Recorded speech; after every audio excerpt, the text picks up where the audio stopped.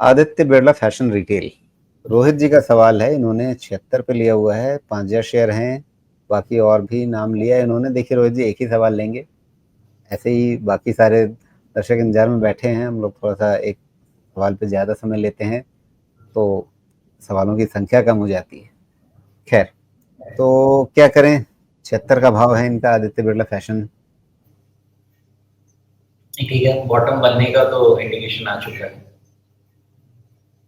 Good news. Lowest point है 72.5, यही आपका रिस्क मैनेजमेंट पॉइंट है। बाकी अब एग्रेसिव है या कंजर्वेटिव है, आप उस पर डिपेंड करता है। बट जो अभी फ्राइडे का कैंडल है, ये बहुत अच्छी कहानी कहता है। और 72.5 स्ट्रक्चर स्टैंड पॉइंट से रिस्क मैनेजमेंट होना चाहिए, मुझे ऐसा लगता है। बाकी सब इसमें ठीक ठाक है।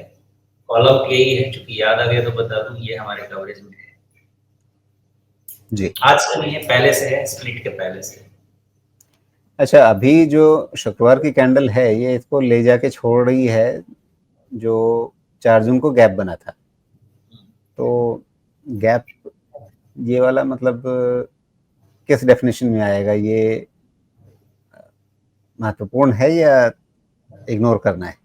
नहीं, ये महत्वपूर्ण नहीं, ये बहुत ज्यादा महत्वपूर्ण है ये गैप।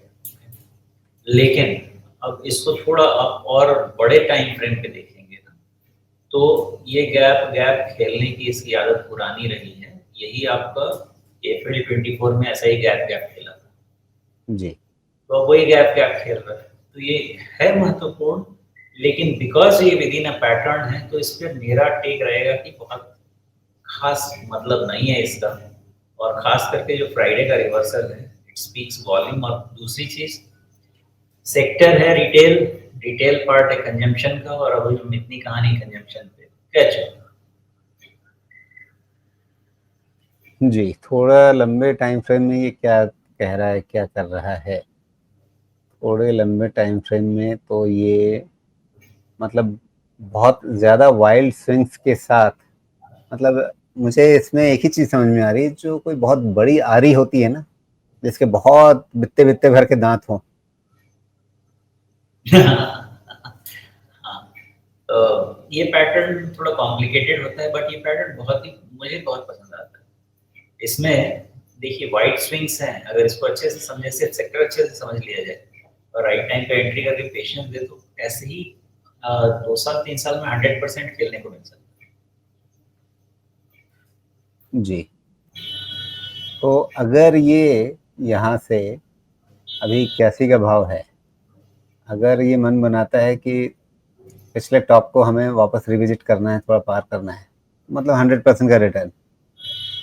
हाँ, लेकिन उसके पहले सेक्टर डायनामिक्स समझना होगा। और sector dynamics I think retail consumption let think तो फेवर में क्यों नहीं रहना चाहिए, रहना ही चाहिए। जी। हाँ, लेकिन क्या कंपनी के फंडामेंटल्स में, उसके सेल्स प्रॉफिट के आंकड़ों में वो सब कुछ दिखना शुरू हो गया है? अभी तो हुआ तो नहीं है, लेकिन इन्होंने ये तो कह दिया है कि अब इनका ये लास्ट स्प्लिट है, इसके बाद कुछ करने वाले नहीं। तो जितना भी बिजनेसेस को अलग अलग करना था, ये कर दिया है। और इसके बाद देखते हैं इसमें यहाँ से कहाँ तक क्या बन पाता है। लेकिन हाँ, इनके पास भी जो प्रोडक्ट्स हैं, वो सब लीडिंग प्रोडक्ट्स हैं। जैसे अरविंद के पास है, अरविंद फैशन के पास, वैसे इनके पास भी। तो मोस्टली ये दो लोग मिलके, जैसे इसमें कौन सा आएगा, इसमें आपका लाइफस्टाइल पैंटालून, ये दोनों आना चाहिए।